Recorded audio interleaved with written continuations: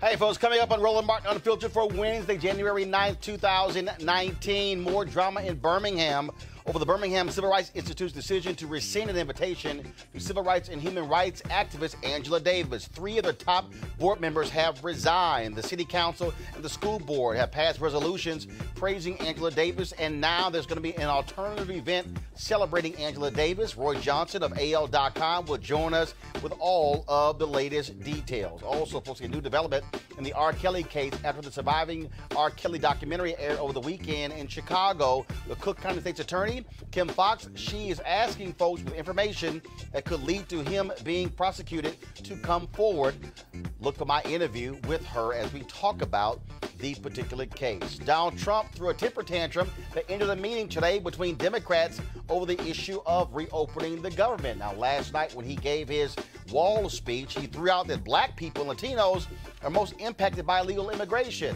I have 2 experts, one conservative who says that is absolutely the case, another, an economist and labor expert who says, hold up, you're a little bit wrong on that one.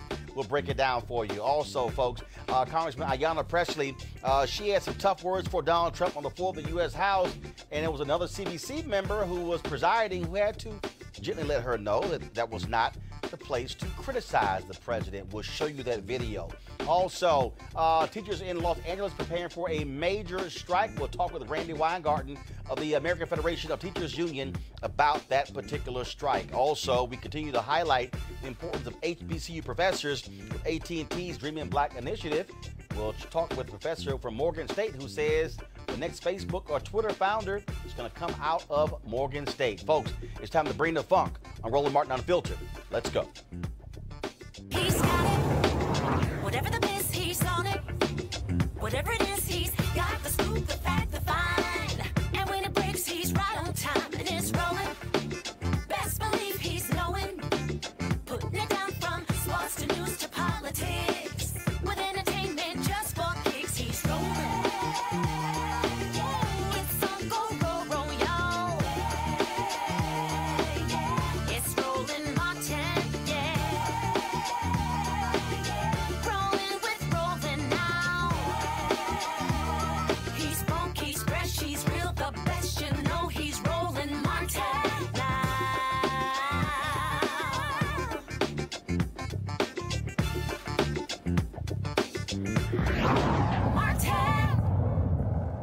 All right, folks, we've been covering the drama out of Birmingham with the Birmingham Civil Rights Institute after they decided to rescind an award for Angela Davis. The decision was made on Friday. It has led to huge uproar in Birmingham. Now, the 3 top members on the board of directors, they have resigned as a result of that decision. Chairman Mike Oatridge, who works for Honda, First Vice Chair Walter Bodie, and Secretary Janice Kelsey are no longer members of the board. They have released a statement finally commenting on this issue. Joining us live from Birmingham is AL.com columnist Roy Johnson, who's been covering this.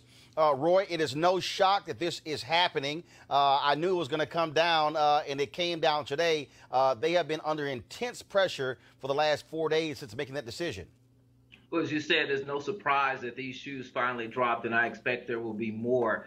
This is a big blow to the Institute. It's a black eye that certainly extends around the world. The coverage has been global. You had to see some heads roll, and these were the first 3. I imagine there's going to be some reconfiguring of the board before this is all over, and certainly more scrutiny on a board that is now still clearly in the crosshairs of a lot of people in this city. I was talking to some folks there, and they said, first off, that the majority of the board isn't African American. You had those 3 resignations, and then, of course, they released a statement where they acknowledged that the drama this was created in Birmingham. Yeah, that's true. And I know some of the people on the board, and most of them are good people, and we're still waiting to figure out how they came to this extremely bad decision and what were the factors, what were the pressures that led them to do it, and how they could not see this fallout coming. That still has not been explained to us. We've not gotten behind the curtain enough to find out exactly how this came about. We just know it came about quickly. It came about due to pressure from the Jewish organizations, from many Jewish organizations in the city. Most of people that I've spoken with in the Jewish community were surprised that they canceled the gala. They certainly had the right to express their opinion and their misgivings about the honoree, and that is their right. But the fact that the honor was canceled, that the honor was rescinded, and that the gala was canceled caught many of them by surprise. And of course, the pressure also added by the fact that the city council and I think it was also the school district who both passed resolutions praising the work of Angela Davis. Roy, did you hear me there? I did. I just heard. I didn't hear the last The part. city council and the school board, I believe, both of them, they passed resolutions praising the work of Angela Davis, correct? Yes, those organizations both did that very publicly. Yesterday, the city council, in an impassioned speech by one of the councilors, talked about the importance of Angela Davis and the importance of running your own institutions, and how the fact that if that had been a man, it probably would not have been done the way it came down.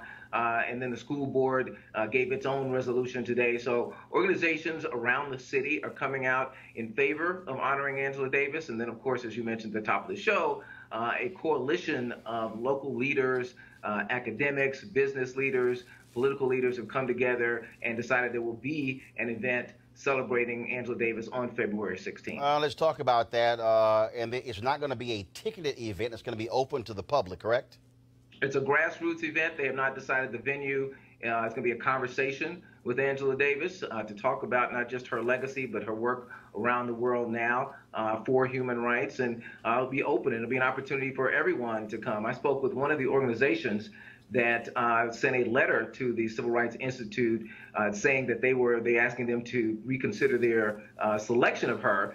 And the head of that board, who said that they unanimously sent the letter, said they would welcome the opportunity to sit down with Professor Davis when she was here and perhaps start a dialogue to see if they could come to some common ground. This also, I believe, this also causes folks to confront this whole issue of black-Jewish relations. Of course, we recently saw Mark Lamont Hill, who was fired from CNN because of his public support for Palestinians. Of course, Angela Davis said in her own statement that was a reason why this decision was made, even though the Civil Rights Institute has yet to say exactly what comments from her public record that they say do not meet the criteria of the Fred Shuttlesworth Award.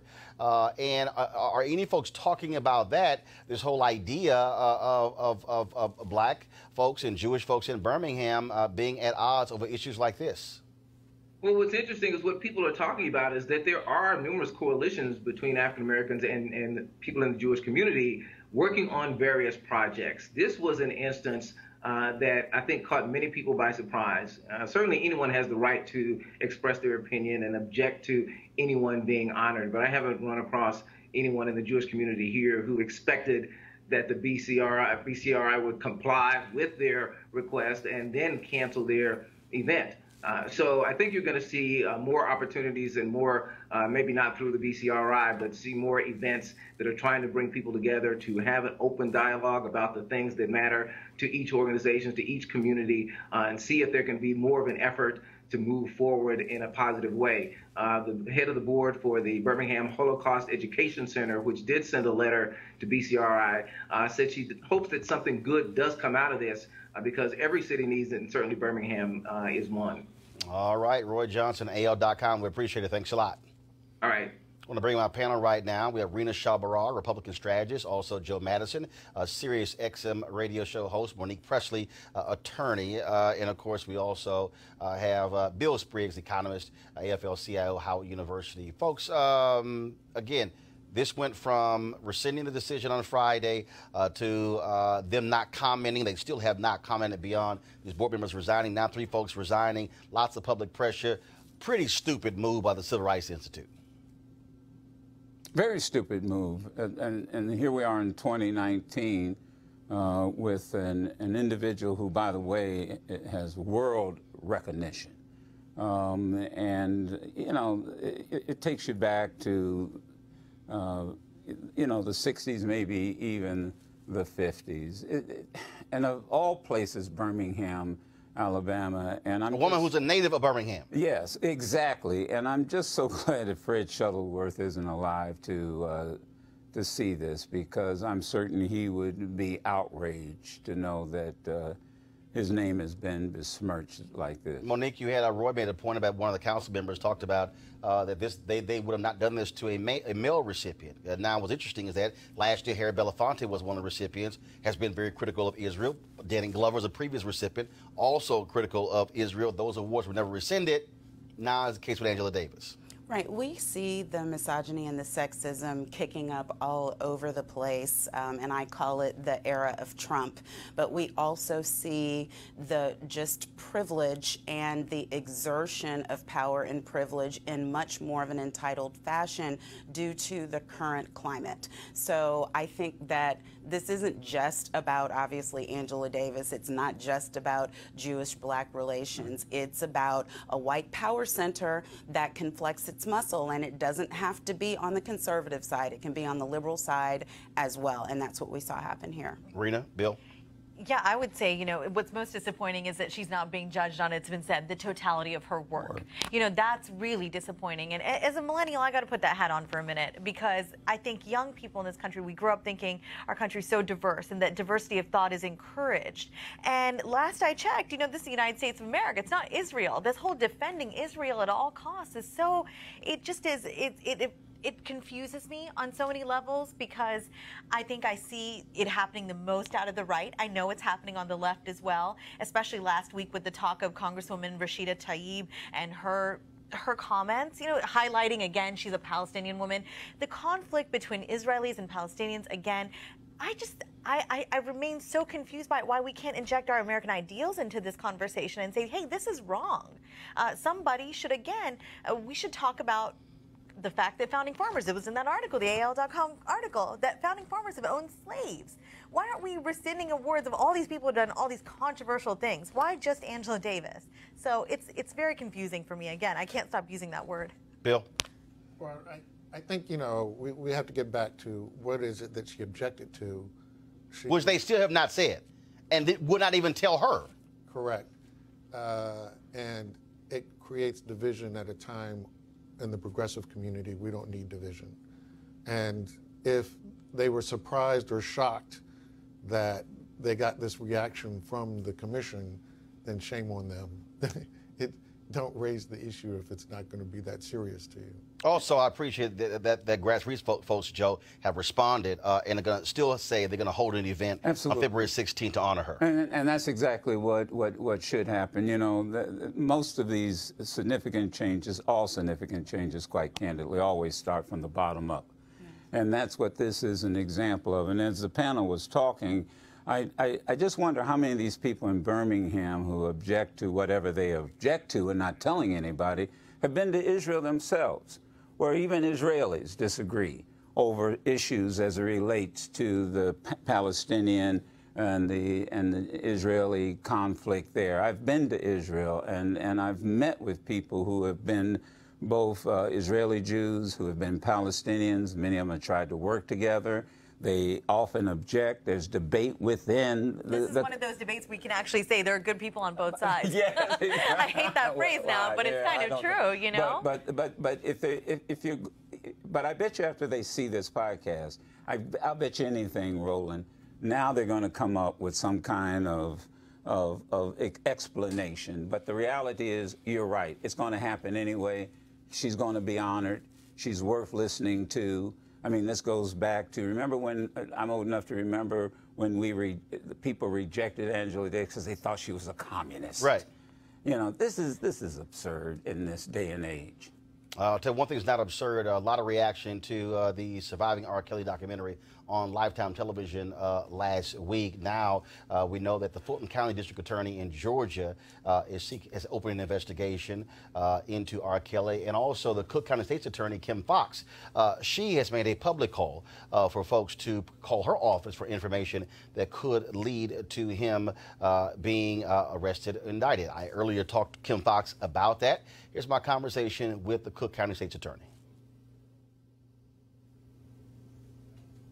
First and foremost, you made this call yesterday for information with regards to R. Kelly. I would assume that was all based upon the response to the Lifetime documentary. That's right. We had received a number of phone calls in the days since the documentary aired where people had raised concerns about what information they had and what was potentially could happen as a result. And so what we realized was one, there was not an open investigation, that people had a lot of information, but we would not be in a position to even have an investigation if folks weren't willing to share whatever information that they had. And so that is why we made the call, because there was this expectation that something would happen. But in order for anything to happen, we need the participation of the public. Explain to folks statute of limitations, because that really speaks to what's going on here. We know in murder cases there's no statute of limitations, but when it comes to being involved with an underage girl, what are the statutes? And also, of course, we saw with the documentary that there were several individuals who are of age, and they had wellness checks, but they said, I'm fine. Is there anything that you can do? So explain to people, legally what you really can do. Yeah, so the statute of limitations for felonies in Illinois is 3 years. There are specific statute of limitations depending on sex assault, sex abuse, domestic violence. And the laws have changed during the course of the last 20 or so years, where the sex abuse or sex assault cases now have a longer window, depending on what the law was at the time of the incident. So without going into the weeds, we're looking at anywhere between 3 and upwards of 25 years. And again, having not fully vetted some of the information that we've gotten, we're not just talking about incidents of sex with underage minors. We're talking about instances of domestic violence, sexual abuse, sex without consent, based on some of the preliminary information that we have. So there's no one statute that we're looking at. And again, depending on the time period, we can be talking about anything from a few months ago all the way back to 25 years. Gotcha. So again, it doesn't matter if somebody, let's say, is 35 years old today, if they were involved, with R. Kelly or anybody else 20 years ago, you still have a period of time there. Right, potentially. So that's why it's important that if anyone has information, that they bring it to us so that we can break down the time period in which the act had happened, and what the existing laws were at the time, to see if we have any extensions in the statute. And again, I think it's really important because people are talking just about one component of this, which is age, but there is also questions that have been raised around consent and around domestic violence and the others. And so I think it's important that if someone has information that they feel is relevant, that they make the phone call so that we can vet that information out. You also, in this case, you have to deal with the reality that, who can come forth? Is it a question of the alleged victim, or is it family members or parents? Because we saw in the case where he was tried, where you had some family members who said that the young girl in the video wasn't, they were able to confirm her identity, but other family members said that was not her. The young woman, she never testified, so she wasn't the one who came forward. It was with this videotape. And so explain that to folks as well. Who can actually get, frankly, a case moving forward? Is it the person who was victimized, or could it be a family member? Yeah, I mean, I think information that leads to additional information can come from anywhere. So it can be a family member, it could be a friend, it could be someone who witnessed something while they were out. To your point, if we are going to have enough information based on the facts, the law, and the evidence to see if there's a case that can be proven, certainly we would have to have an actual victim. Someone to say that this, in fact, did happen to me, and can give context to when, where, how it happened. So launching, someone else can bring the information forward, but we will need to have an actual victim. The Constitution affords anyone the opportunity to confront their accusers. And I want to be very clear, our call for people to bring us information is not based on the assumption that Mr. Kelly will be found guilty. But we can't even get to the question if people are reluctant to engage us with whatever information that they have. Last question. We know that based upon the documentary, there were people who were flown to other cities and states. If someone is currently residing in Chicago, but let's say something allegedly happened in another state, how do they, does that impact your jurisdiction? But also, let's say there's somebody who is living in another state and they were actually flown to Chicago. So explain that as well. Certainly. So under Illinois law, we would be responsible just for those acts that happened here in Cook County, so Chicago and our surrounding suburbs. If someone is from another state, but they were here and an act happened here and they left and went back, it's where the act occurred, not where you were a resident. And so if something happened while you were in Illinois and you now live, in New York, you are more than welcome to give us a call and we can get that information. If you believe that something has happened in another state that had nothing to do with Illinois and you reach out to us, we can provide that information to the jurisdiction where that incident occurred. All right, Cook County State's Attorney Kim Foxx, I appreciate it. Thanks a lot. Thank you, Roland. Have a good one. Folks, the phone number that Kim Foxx wants you to call is 773-674-6492, 773-674-6492. And also, phone calls to sex abuse hotlines were up some 20% as a result of the Lifetime documentary. All right, folks, let's talk about Donald Trump, him lying about his wall. Of course, today he met with members of Congress and walked out because he was ticked off when Nancy Pelosi said, we ain't paying for your damn wall. It's been a pretty busy 24 hours, of course, for Donald Trump. And last night, of course, he spoke to the nation. Pretty much a waste of airtime. Yeah, but earlier in the day, Congresswoman Ayanna Pressley, a new member of Congress, she was on the House floor, and let's just say she had a couple of words, pointed words to say to the Orange One. Mr. Speaker, I rise today in opposition to the occupant of the White House. Mr. Trump, you took an oath, just as I did 5 days ago, to protect and defend the Constitution and the American people. Sir,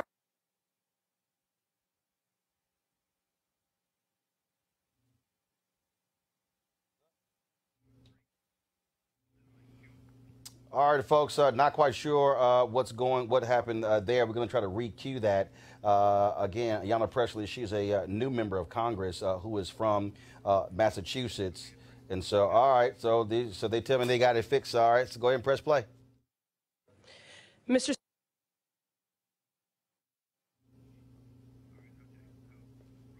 Okay, all right, so they don't have it. All right, then, so that's...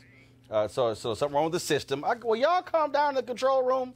And so we don't have it there. I'm going to pull it up on my iPad just a second and actually play it. Monique, why don't you talk about your cousin? You know, I couldn't be prouder of a black woman who gets 1 minute to speak and uses it for everything that it's worth, not just because she has the last name Presley and she's in my family. Am I proud? I am proud because she could have talked about anything and she spoke truth to power the way she's supposed to when there's more than one branch of government. I think it was time well spent and it was worth the little tisk-tisk that she got from House leadership for doing it.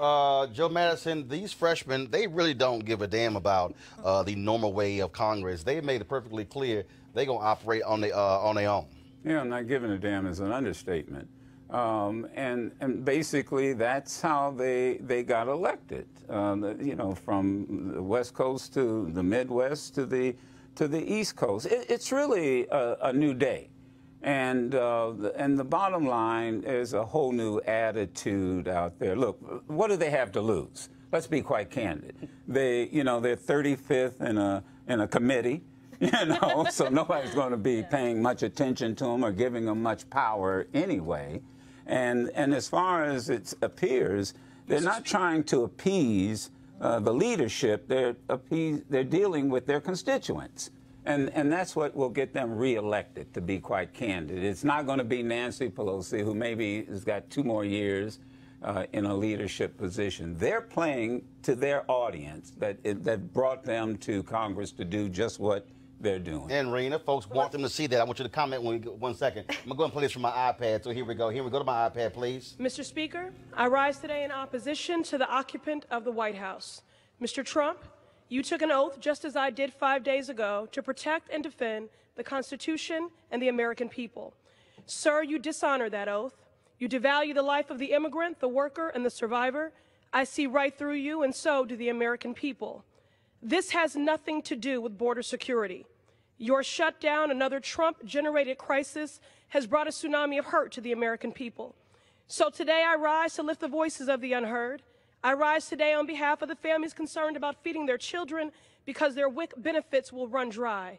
I rise today in solidarity with the thousands of workers with calloused hands and broken spirits working for no pay. I rise today in support of the survivor fleeing violent hands, seeking safety only to find the shelter door locked because of your shutdown. I rise today in support of the American people who believe in the promise of this nation and ask for honest pay for an honest day's work. Today I rise as one and I stand as thousands. Thank you, and I yield back. Members are reminded to refrain from engaging in personalities toward the president. Now, of course, chairing was former CBC chair, Congressman G.K. Butterfield. Rita, what the hell? First of all, personality towards the president. I don't even know what that phrase even means. You know, in this moment, checks and balances are so very needed and necessary. So I could see people saying, has she no concern or care or knowledge of really her place? She should stay in her lane. She should know, really, you don't engage in this kind of talk from the floor. But this is not a moment for that anymore. Frankly, it's really not, because it's time that we really let the American people know here in Washington that this is how our government works. And I really like that she spoke truth to power. She used her role as an elected representative to say something that concerns her about another branch of government that she's able to check on. So yes, she's one voice in a very large House of Reps, but it's good that she did it. Of course, conservatives are going to be angry. I, on the other hand, am I'm envious. I'm super envious. I caught a lot of flack last week on PBS. I said I admire people like Ayanna, people like Ilhan Omar. I even said Alexandria Ocasio-Cortez. These women, gosh, I wish at least one of them were Republican. Just all of them are Democrats. And I haven't got one to say, here's a conservative woman. So, I'm in this moment very concerned about women from across the U.S., women across the ideological spectrum being represented in our government. But we should call a spade and say she's super impressive. I have heard in the past from conservative that she is probably the most impressive of the youngest new crop of progressive young female Democrats that were elected. Only one point I would argue with you is that they still need Speaker Pelosi. She holds that power to fundraise. First of all, she ain't going anywhere. Come on now. They need her. First of all, she's not going anywhere. Look, the reality is this, and all that talk, that's great. Do you honestly think the people in Peoria, I always talk because that's middle America, understood what Butterfield said? They don't care. I mean, he said... I'll choose East St. Louis before I choose. All right, let's pick East St. Louis. I went to school in St. Louis. A lot of good friends in East St. Louis. There you go. They don't care. They don't have no idea what the procedure was, nor do they care.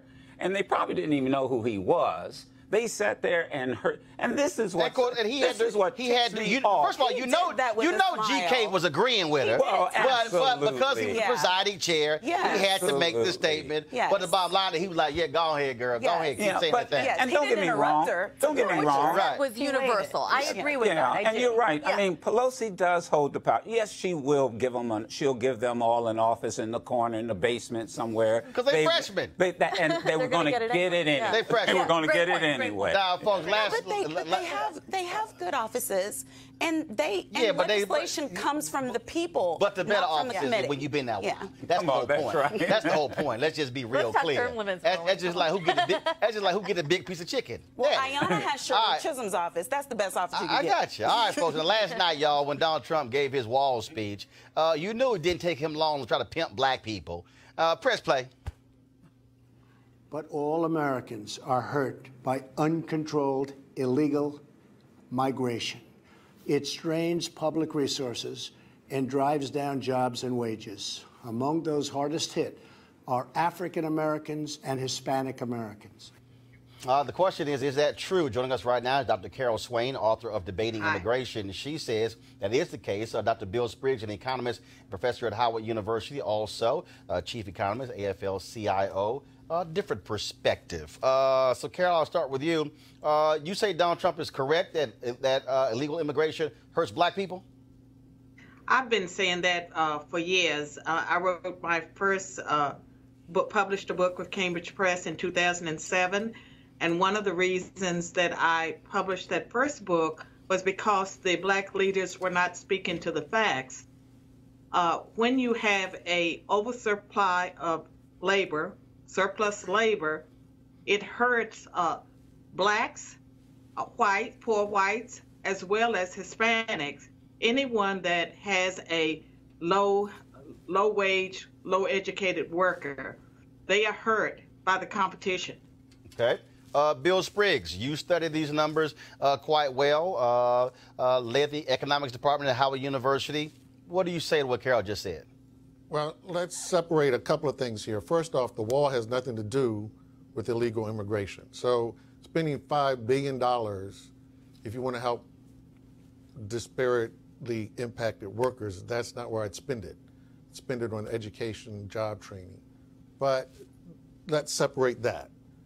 Second thing is the issue immigration or is the issue illegal? And so if someone is here undocumented and cannot assert their full labor rights, then yes, that hurts everyone in the United States, all hues, because those workers can't assert their rights as workers. But do their numbers and do immigrants hurt? That's not true. Here's the case. Immigrants create demand. So if you look at cities that have been severely hurt, like Flint, Michigan, this is not from immigration. This is from General Motors deciding we won't make auto parts in the United States. If you look at New Orleans before Katrina, black people had no competition from immigrants, but had horrible jobs, horrible wages, and died in the flood because they didn't have transportation to leave the flood. So where you don't have immigrants does not mean that black people prosper. When you have immigrants, you create demand. What do we do as a people? Disproportionately, black people are employed in transportation. If you show me a community that's shrinking and dying, they don't have public transportation, they're not hiring bus drivers, they're not hiring subway engineers. So we gain jobs from having increased demand. New York City is vibrant because of immigration. If you look at Los Angeles, it's vibrant because of immigration. So there is a plus to immigration. Is it true that those with the least amount of education might be competition? Well, yes, but African Americans overwhelmingly are high school graduates or more. In fact, if African Americans are overwhelmingly higher educated workers. 45% of unemployed blacks are high school education. Another 48% have more than a high school education. Only a small percentage of unemployed black people are dropouts. The reason African Americans face a problem in unemployment is because if you are a white high school dropout, you have the unemployment rate of a black person with an associate's degree. Yes, sir. Carol? That's why we have a problem with unemployment. Carol, go ahead. I'd like to speak to, I'd like to speak to the larger issues that he's referring to. Immigration has been out of control for decades, and the wall is not meant to solve all the problems. That's just one component. We need to totally reform our immigration laws. We need to do something about the people who overstay their visas. And 40% of the undocumented persons in the country are people who overstayed their visas. But Carol, I want you to respond to what Bill said. He laid out, he talked about New Orleans, talked about New York and LA. Yeah, I heard all that. Okay, so I want you to respond to that where he says that, okay, so respond to what he says in terms of it not hurting black people. Go ahead. Yeah, there are communities that, parts of Detroit and different places where immigrants have moved in and they've set up businesses. that's not relevant to the discussion about what the impact immigration as a whole has on the Black community and low-wage, low-skilled workers. And in those communities where you have lots of immigration, even if the immigrants are working 3 and 4 jobs, as many of them are, they're not making enough money to not be poor. And so that's a greater burden on the education system. And there have been studies to show that Blacks are getting worse education now because all the focus is on trying to educate people from many different languages. Wait. I'm sorry. Wait. I'm speaking to it. I'm speaking to what he has to say. Hold on, Carol. You just said there are many different studies that show that the money is going to educate folks. No, I'm telling you that I want to deal with what he discussed. Right. You all can have all the fun you want later, I do too. Now, Carol, first of all, that's why. Carol, hold on. Carol, that's why you're here and Bill is here. I'm the one who booked the segment, so I know why you're here. Now go ahead and finish your point, then I'm going to Bill. Then. Well, you talked literally for 2 straight minutes, but go ahead. See, what we really need to be concerned about is the overall impact on the communities. When you have large numbers of undocumented persons or people that don't speak the languages, it impacts the schools. No. But Carol, how does that impact Black people? Communities. No, the discussion. It pushes them. It affects their ability. Like now, all of those people that we are allowed to stay, they're going to be competing for housing with Black people and other poor people, and so it affects the housing. It affects every segment of society, and the people hurt the most are not just Black people, but low-wage, low-skilled Americans. Bill, and it's time for us to put Americans first. Bill, please respond. America first. So the increasing demand for housing can be a good thing because it increases demand for the services that go with it, which means you create jobs. If you look at Appalachia and you look at dying parts of rural America, their complaint is no one wants to live here. We don't have the space or the economy to grow, and our kids are leaving. And many of those places, the only people who have come in to keep those rural, isolated places alive have in many cases been immigrants. So it's not this competition that you suggest. What we do get are from people who want to continually pit worker against worker, not increasing the size of the economy in response to a growing labor force. And so the problem isn't having workers, the problem isn't raising wages, the problem is not maintaining labor standards, and that's the problem that we have right now. We have to do a better job of improving labor standards, and yes, if we granted those workers status so that they could fight with their employers, so that they didn't fear being deported, if we could regularize them, then yes, those workers would be a plus to the economy. It hurts to lower labor standards for any set of workers, whether it's African Americans returning from being incarcerated who must work at any wage or face going back. It's bad for any set of workers to be put in that position of a disadvantage versus their employer. And we have to level the playing field. We have to give workers the right to bargain and to negotiate. And of course, if workers aren't here with status, that does hurt them. But the key is, if you want to be in a community that's vibrant, that's growing, where the economy is expanding and creating opportunities, you have to have more people. The birth rate to native-born Americans, white and Black, has been declining. And so if America is going to grow, it's going to have to grow from having more people from many different sources. All right, we Carol, just have to be open to that. Give you the final word, go. I think that we need to look at the immigration problem as a whole, and that we need to reform immigration. And I think the wall is one part of it. And I think we need to be fair about the things that President Trump has done that's benefit Americans as a whole. And so my position is that we need the barriers. We cannot absorb all the people who want to live here in America. If we have open borders, then most of the world would want to come to America. Many people, there have been surveys about this. Okay. And so I think the situation is much more complicated than it's being portrayed. Oh, well, first of all, we went into detail. I thought Bill was pretty damn specific. Certain aspects of it, but not. It's much more complicated than you lay it out there. That's one part of it. But Carol, I was waiting for you to offer these other stuff that you were talking about. And I'm trying to do the best I can in a situation that's clearly hostile towards anyone that's conservative. Carol, hold up. Let me help you out. Now, I used to see you on Lou Dobbs' show. Yes. It's two people who have been talking, you and Bill. Okay, this is not hostile. No, Carol. This is not hostile. It's not like the whole panel here. So please don't try to jump to that old conservative tactic of, oh my God, it's a hostile environment. Well, I listened to the show before I came on, and so I heard nothing positive about the president or about conservatives. Carol, first of all, Carol, this discussion had nothing to do with Donald Trump.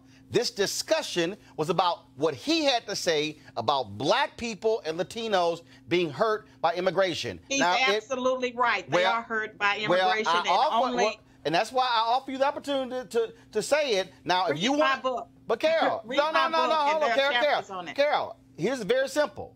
Bill offered a litany of details, and you had the opportunity to do so. Now, if you couldn't get it done in time, that ain't on me. I have a full book on it. So if you want to be educated about it, Carol, you can read the chapter that has to do with the Black Caucus, black unemployment, and the impact on American workers. Okay, Carol, all right, but here's the deal. So we had no issue discussing this, but this was not hostile. So try that on somebody else's show. You had an opportunity and was given it to be able to make your points, but it wasn't hostile. Nice try. Roland, it didn't work. Seeing you. All right, Carol. And take care. All right, you take care. You have a good one. All right, then. Rena, go. I know you want to go ahead. I know you want to go real quick. I'm going to go to Randy Weingart next, but go ahead. Let me go real quick because I'm a conservative. I don't support the wall. I don't think we have extremely porous borders. You know, I just think the arguments you made are those that Republicans should embrace. Talking about competition, the markets. I mean, this is something that Republicans should really applaud. Is that there's credo to the argument that honestly, there are some groups that are faring badly because our cities are dead. I am the daughter of legal immigrants, a surgeon that immigrated to southern West Virginia in '71 because of the coal mines, and a woman who was a lawyer and did not practice there. It was the gold mine, my mother said. The coal mine was the gold mine. Why? Because there were jobs. And now that county that I was born and raised in is the epicenter of the opioid epidemic. Right. Why? Why? There's no jobs. People don't want to leave there. There you go. I was one of those kids who left. Now my brother's gone back. We inject into the economy. We are new Americans, but that's what happens. That argument you made, it's just practical. And I'm not hearing Carol. I'm just not. I'm sorry, you can't Carol. just say read my book. So real quick, Monique, then Joe. Then I got to go to my next topic. All right. I just want everybody to not miss what Trump does and how it just worked in this episode. He tells the white man to be afraid of everybody of color because we're the ones taking the jobs. Then he gets on there and tells the blacks and the browns to be afraid of the illegals because the illegals are going to take the jobs. It is peddling hate and it is peddling fear and it's lies. The statistics prove what we all know. Black people are coming out with so much education that they do not want the domestic worker jobs that the illegal immigrants and the legal immigrants are coming and taking in the workforce. They are not taking jobs. Ain't no white folks gonna be out there picking oranges and lettuce. Joe, go ahead real quick. Education is the currency of the 21st century. And what you see coming to the United States are usually people who lack education. And that's not just happening in the United States, that's happening all over.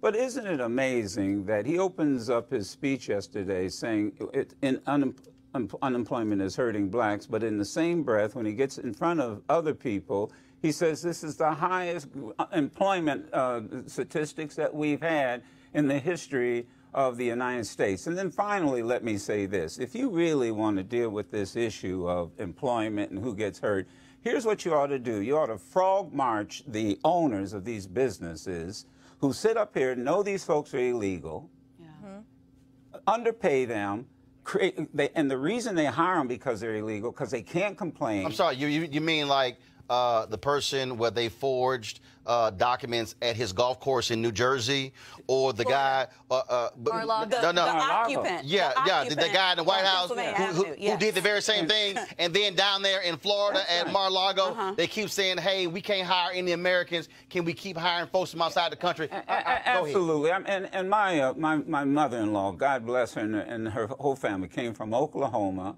after the Dust Bowl, went to California, worked in the vineyards, and then what happened was they complained about the working conditions. And as soon as they complained about the working conditions, they got fired. Boom. And then who took their place?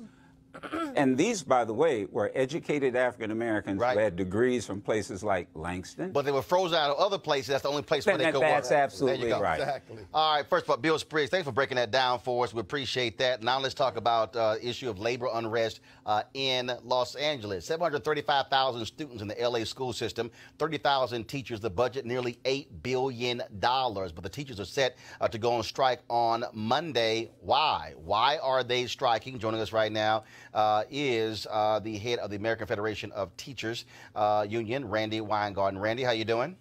I'm good, Roland. How are you?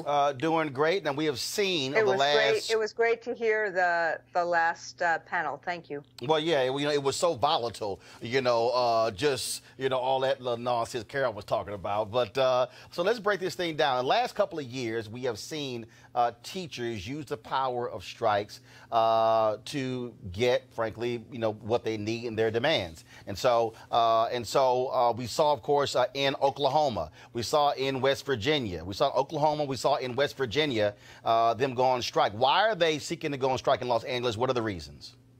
So let me just say initially that nobody wants to go on strike. Right. And a lot of people in the last few days have been saying, is this a strike wave? No, it's not a strike wave.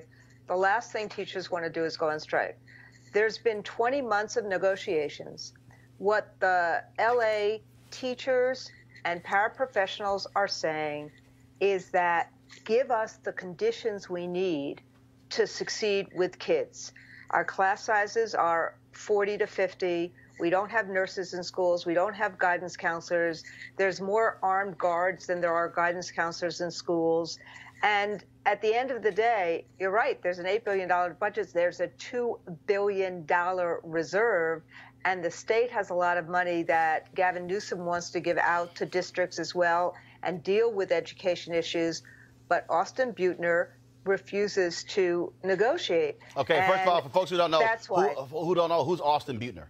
Sorry, he is the superintendent of schools. And in fact, the first time he ever came to a bargaining session was Monday after a strike date was set. And so what the union has done is they've tried to actually do everything. They've gone through fact-finding. They've waited a long time. And it was only when a strike date was set that the school system actually got serious and actually made a proposal on Monday. Now, they were bargaining all day today. Hopefully they'll bargain all day the next few days. But it actually takes two parties to try to solve things. And the school district really is focusing on dismantling, destabilizing, and crying poverty rather than giving teachers and kids the conditions they need for kids to succeed. Joe just said. What specifically are the top 3 or 4 demands of teachers in the LA school system? Guidance counselors in schools, nurses in schools. So let's stop right there. When you say guidance counselors in schools, what is the current state? Are there guidance counselors? 80% of the schools. 80%. This is a school district where 80% of the kids are poor. 80% of the schools do not have a full-time guidance counselor or a full-time nurse. Not one? They do not, 80% do not have a full-time nurse or guidance counselor. Let me fast forward to the charter school that I help run in New York City that has 100% graduation rate, public high school in the South Bronx with a 95 to 100% graduation rate for the last 5 years. We made a choice to actually have one guidance counselor per 100 children, not one guidance counselor for 1,000 children, but one for 100 children. And how many students in that school? In that school, in we New have York, 400 high schoolers. So you have 500 high schoolers. So you have we have one. Yeah. And what I'm saying is, if you understand that emotional well-being and meeting children where they are is incredibly important, you have to deal with the challenges that kids bring. Got it. So that is the number one demand. The number two demand is lowering class size enough. I'm a high school teacher. My top class sizes were about 30. If you are a high school teacher with 100 kids, that is a lot, and you want to give them individual attention, that's a lot of kids.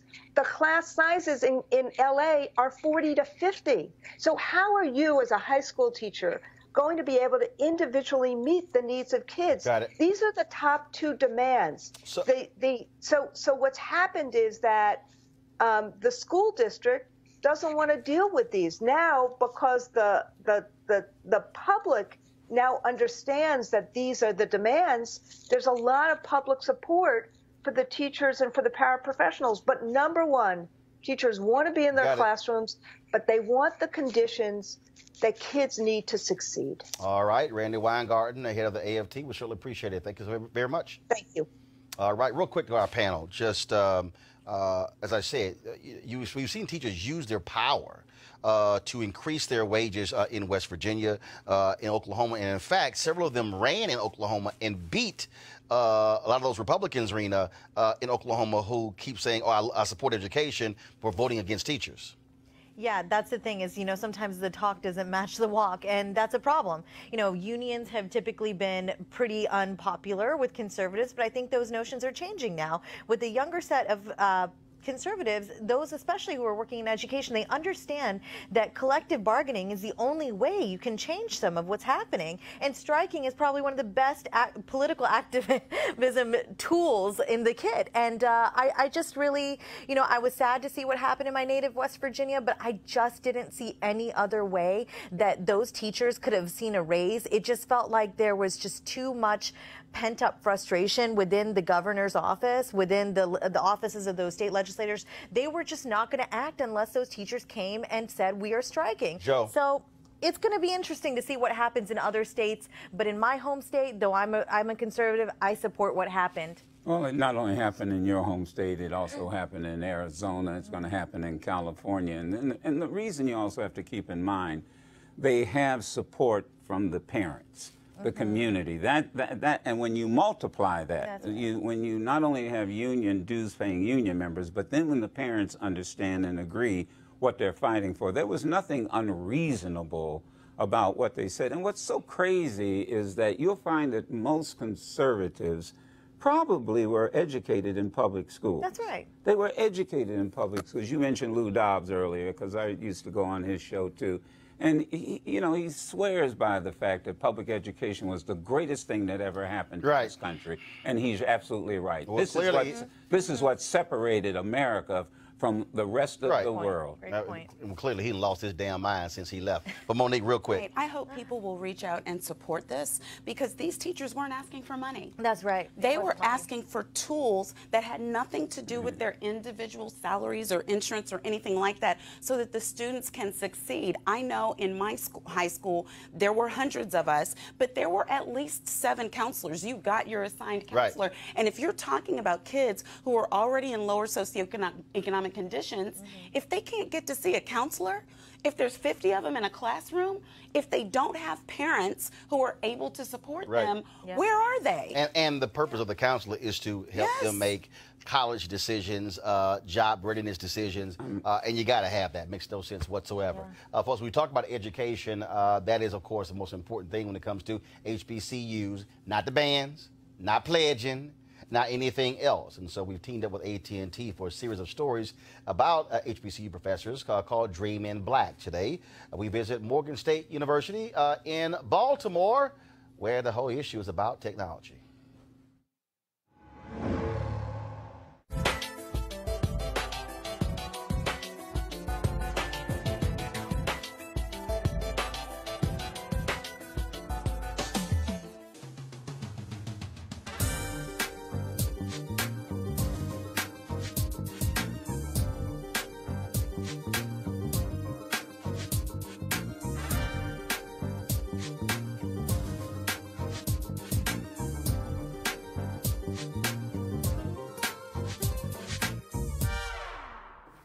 Dr. Cornegay.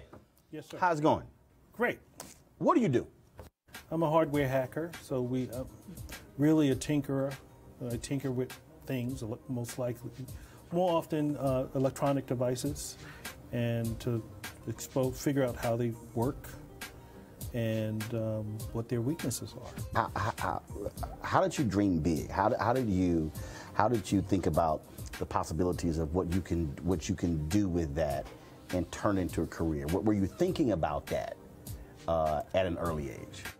I used to have crazy dreams back then, and I never understood what they were until much later, until I got to college, maybe. But I always would dream about numbers and binary numbers, number sequences.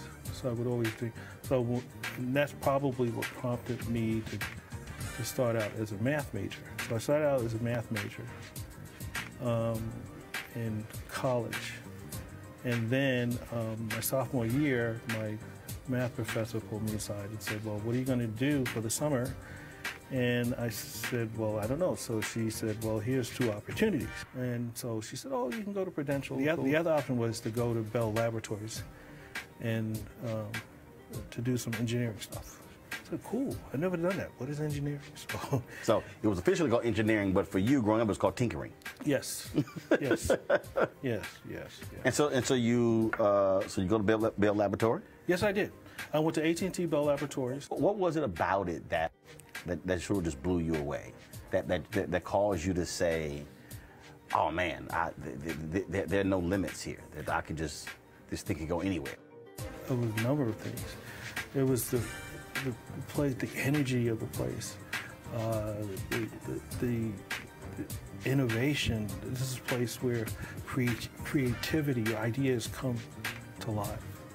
And they created this environment, and they had the tremendous resources, and you had all these brilliant people, especially people that looked like me, who were engineers. Upon graduation, I moved back east, went to work for IBM, T.J. Watson Research Center. I was one of the 3,000. I was only 4 African-American research staff members. Talk about why it's important for us to encourage, not just young folks, but just encourage people to dream big. If you don't dream, you will never fulfill your destiny. But you have to see yourself, and you have to project it, and you have to speak it into existence. But first, it starts with the visualization. Mm-hmm. Is it important for you and what you're doing to get students to understand that they have to think bigger, broader, not in once exposed that they may have thought their future as an HBCU student was this, and really what you're seeing is no, it's. Oh yes, well. It's you can actually box it. The next Mark Zuckerberg is going to come from Morgan State University from this lab. This is someone who's going to think big and have some sort of lead, come up with this innovation that will lead to the next social media craze. So I think I'm always encouraging them to think big and to go beyond. And I give them a lot of latitude, but I expose them to the different aspects of our business, the academic. They do internships so that they, they're pulling their own red wagon, but ultimately I do have some that have that entrepreneurial spirit. So I encourage them, I put them in opportunities where they can flourish and grow, and then introduce them to the right kind of people, because we need that. All right, folks, for more information, go to AT&T.com/dreaminblack.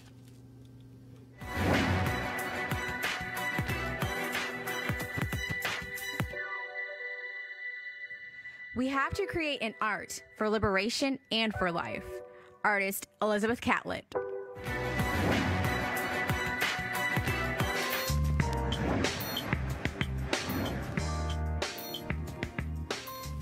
All right, folks, HBCU Giving Day. Universities, Allen University, founded in Cokesbury, South Carolina in 1870 as Payne Institute by a number of ministers of the African Methodist Episcopal Church. In 1880, it was moved to Columbia and renamed Allen University in honor of Bishop Richard Allen, founder of the African Methodist Episcopal Church. If you want to give to Allen University, just simply go to allenuniversity.edu. That's allenuniversity.edu. All right, so we certainly support that. Last bit for our panel, I'll do something different. Each one, you got a minute to talk about whatever you want to talk about. What you got? Raina, you first. This whole segment got me thinking about really just women in tech and women of color in tech. There's a great woman, Reshma Sajnani, who ran in New York many years ago for Congress, but started Girls Who Code. It's a great organization doing great work to get more young women into tech. I was appalled at some figures I saw last year that said that 50% of employees at Google and Apple are still white, and 83% of tech executives are white. So we really need people of color in these tech fields. It's going to happen through efforts like Reshma's, which is Girls Who Code. So I hope more young women will get involved in STEM careers, particularly at HBCUs. Joe? I think that on Martin Luther King Day, instead of so many breakfasts and awards handed out to people, that it really should be a mass demonstration in this country, given the fact that 800,000 workers, people who are not working, or let me put it this way, working and not getting paid. The last time I checked, that was slavery. And that we should not allow this president to blackmail the United States of America, because that's exactly what he's doing. This is blackmail. But I would call on America, like Martin did, that on his birthday, we should have a massive demonstration. And I think organizations, HBCUs, fraternities, you name it, religious organizations, you know, young people have something they call flash mobs. I've seen 2,000 young people show up to have a snowball fight. I think we can show up to protest against what's happening with these unemployed, dedicated public servants and their families. And of course, that weekend, MLK weekend, will be the Women's March taking place, mass demonstrations all across the country. But you're absolutely right, because he died fighting for sanitation workers. Monique? I just want to offer a word of encouragement for people who may feel like they don't have a voice.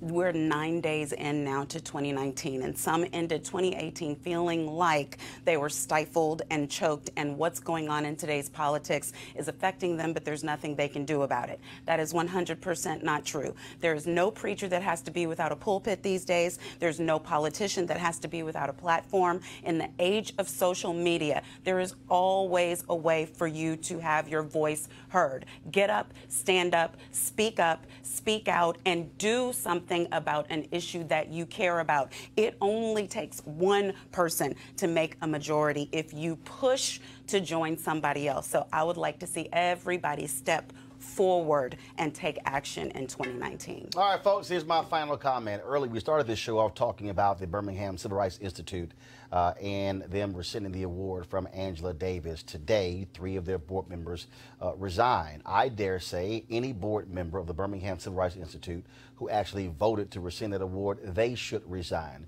because they embarrass the legacy of Reverend Fred Shuttlesworth, somebody who Angela Davis knew and went to high school with his daughter.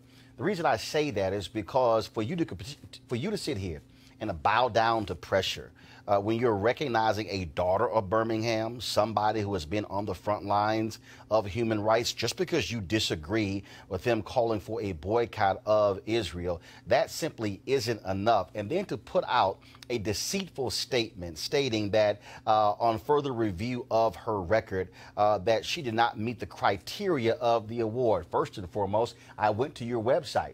You don't have the criteria of the award on your website. You haven't even released that criteria. Second of all, you have yet to even say why the award was being rescinded. What that says to me is that you were bowing down to pressure. What that says is that there clearly had to be some Jewish donors to the museum who said, if you don't rescind the award, we're not going to cut you a check. Well, sometimes there's some folks who checks you don't need.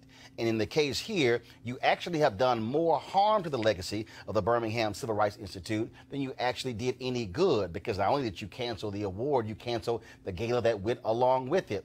Maybe the lesson here is that for the folks sitting on the Birmingham Civil Rights Institute, that you might need to go back to your roots. You might need to go back as to the people who you were so-called honoring with this particular institute, the folks who were fighting for human rights, the people who were fighting for labor rights, people who were fighting for dignity. That's really what is missing here. But no, what you actually have is a bunch of corporate shills who are sitting on a board, who made it look real good on their resume, and they were supporting black people in civil rights.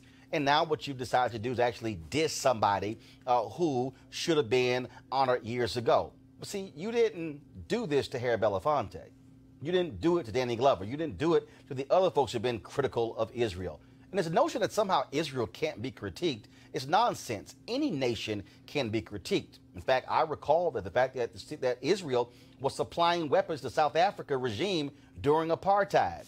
What does that actually say about Israel when it comes to black people? Now, this is not a commentary about Israel, but what it is about is the integrity of honoring people, especially black folks, who've been putting it on the front lines for years. See, I can remember when Andrew Young was fired as UN ambassador because he had a secret meeting with the Palestinians. He was trying to broker peace in the Middle East, but there are those who said, no, we don't want that. And so President Jimmy Carter had to release him. I remember when Reverend Jesse Jackson Sr. was highly criticized because of his comments about Palestinians when he ran for president in 1984 and 1988. The reality is that this here, Palestinians and folks who are Jewish in Israel deserve respect, deserve a place to live in peace.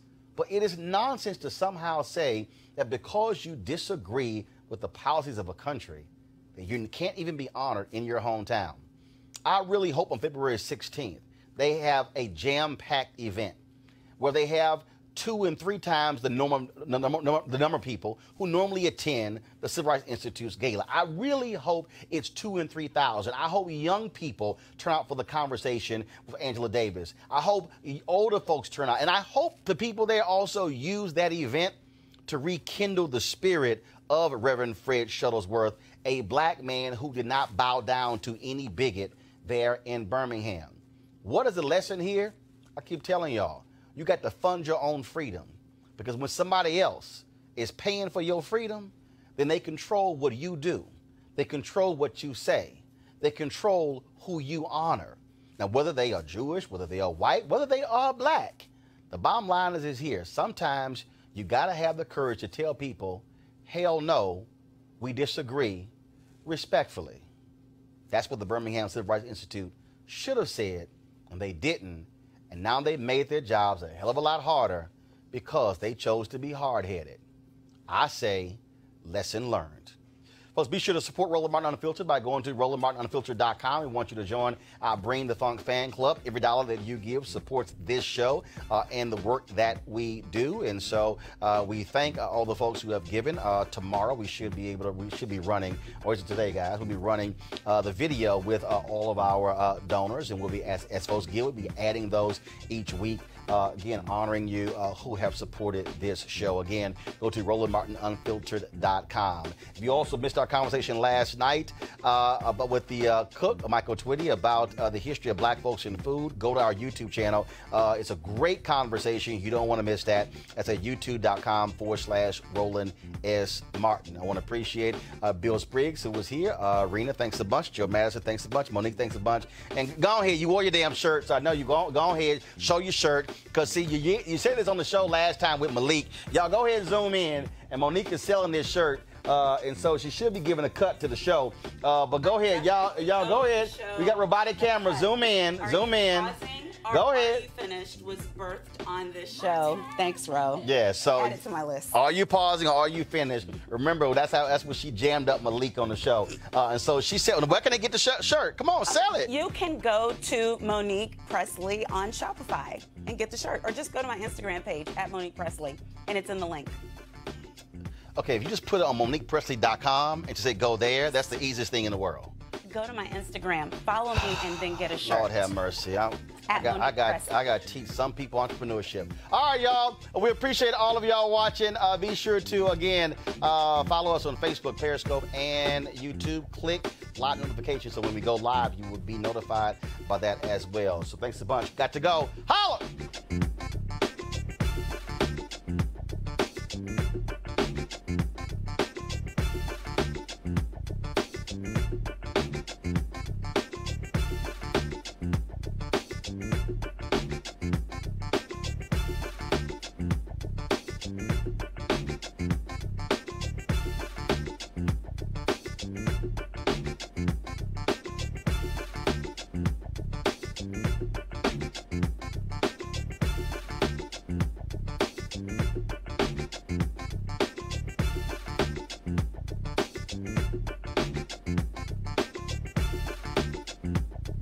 You want to check out Roland Martin Unfiltered? YouTube.com/Roland S. Martin. And subscribe to our YouTube channel. There's only one daily digital show out here that keeps it black and keep it real. It's Roland Martin Unfiltered. See that name right there?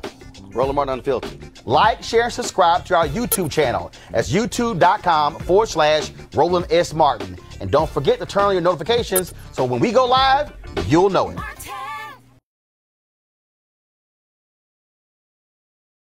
You want to support Roland Martin Unfiltered? Be sure to join our Bring the Funk fan club. Every dollar that you give to us supports our daily digital show. There's only one daily digital show out here that keeps it black and keep it real. It's Roland Martin Unfiltered. Support the Roland Martin Unfiltered daily digital show by going to RolandMartinUnfiltered.com. Our goal is to get 20,000 of our fans contributing $50 each for the whole year. You can make this possible. RolandMartinUnfiltered.com. Hey fam, want to check out Roland Martin Unfiltered? The blackest show on all of digital, cable, and broadcast. Check out our audio podcast. There's only one daily digital show out here that keeps it black and keep it real. It's Roland Martin Unfiltered. Press play.